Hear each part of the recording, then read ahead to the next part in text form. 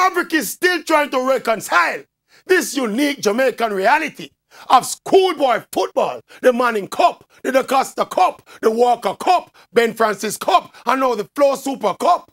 Under 19, schoolboy amateur football being bigger, more popular, better supported, better sponsored than our elite Premier League and other senior football. Indeed, schoolboy football enjoys more popular support than even international football in Jamaica. If it's not a big semi-final round or final round World Cup qualifier, Manning Cup and D Cup and Flow Cup draw bigger crowds. I mean, I say, we ought not to have the biggest stage in our football being schoolboy football.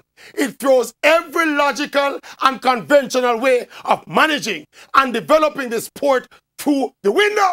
This eccentricity with Jamaica and schoolboy football retards and confuses our players, our coaches, our fans, and especially our administrators by destroying the conventional value system upon which growth strategies and transitional plans are based. Imagine, our biggest football stars are schoolboys, who in real terms don't reach nowhere in a football, and yet they are the most visible and recognizable local players. It is therefore so much harder to motivate and inspire youngsters like these to advance further in the game. Schoolboy football is supposed to be recreational, with the best of the best progressing to Premier League or other professional leagues, and then on to international football.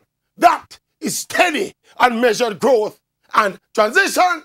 What has happened in Jamaica is that the popularity of schoolboy football has turned the entire football structure upside down.